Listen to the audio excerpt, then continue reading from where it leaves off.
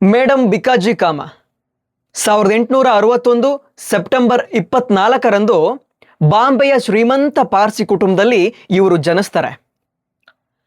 ಭಾರತ ಸ್ವಾತಂತ್ರ್ಯ ಸಂಗ್ರಾಮಕ್ಕೆ ಹೋರಾಡಿದ ಪ್ರಮುಖ ಹೋರಾಟಗಾರ್ತಿಯರಲ್ಲಿ ಇವರು ಕೂಡ ಒಬ್ಬರು.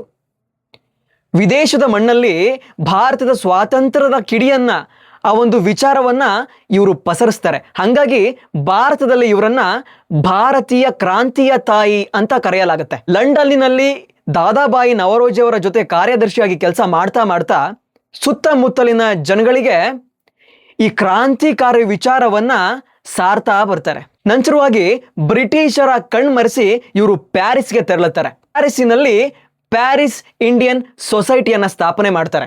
1907 ಆಗಸ್ಟ್ 22ರಂದು ಜರ್ಮನಿಯ ಸ್ಟಟ್ಗಟ್ನಲ್ಲಿ ನಡೆದ ಅಂತಾರಾಷ್ಟ್ರೀಯ ಸೋಷಿಯಲಿಸ್ಟ್ ಕಾನ್ಫರೆನ್ಸ್ನಲ್ಲಿ ಭಾರತದ ಪ್ರಪ್ರಥಮ ಧ್ವಜವನ್ನ ಇವರು ಹಾರಿಸ್ತಾರೆ. ಇವ್ರ ಹತ್ರ ಇದ್ದಂಥ ಸಂಪತ್ತನ್ನ, ಆಸ್ತಿಯನ್ನ ಸಮಾಜಕ್ಕೋಸ್ಕರ ಕೆಳವರ್ಗದವರಿಗೆ ದಾನ ಮಾಡ್ತಾರೆ. 1936ರಂದು ಆಗಸ್ಟ್ 13ರಲ್ಲಿ ಇವರು ಕೊನೆಯುಸಿರನ್ನ ಎಳಿತಾರೆ.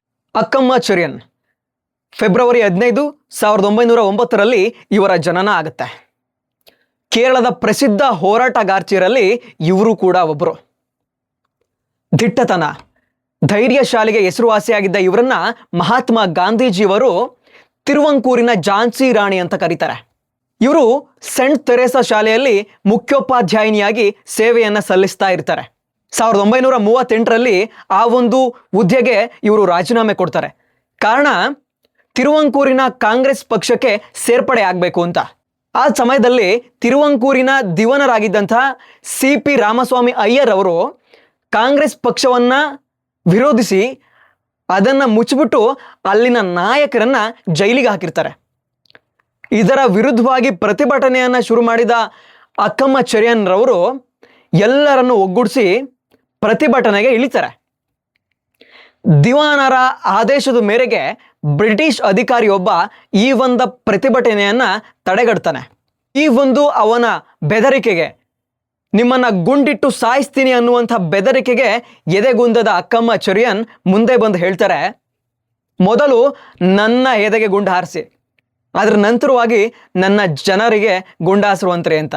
ಇವರು ಮಹಿಳೆಯರು ಕೂಡ ಸ್ವಾತಂತ್ರ್ಯಕ್ಕೋಸ್ಕರ ಹೋರಾಟ ಮಾಡಲಿ ಅಂತ ಹೇಳಿ ದೇಶ ಸೇವಿಕ ಅನ್ನುವಂಥ ಸಂಘವನ್ನ ನಿರ್ಮಿಸ್ತಾರೆ. ಅವರಿಗೆ ಸತ್ಯಾಗ್ರಹ, ದೇಶಭಕ್ತಿ, ಯಾರಾದರೂ ಅವ್ರ ಮೇಲೆ ಅಟ್ಯಾಕ್ ಮಾಡಕ್ ಬಂದ್ರೆ ಯಾವ ಥರ ಸ್ವರಕ್ಷಣೆಯನ್ನ ಮಾಡ್ಕೊಳೋದು ಅನ್ನುವ ವಿಚಾರದ ಬಗ್ಗೆ ತರಬೇತಿಯನ್ನು ಕೊಡ್ತಾರೆ.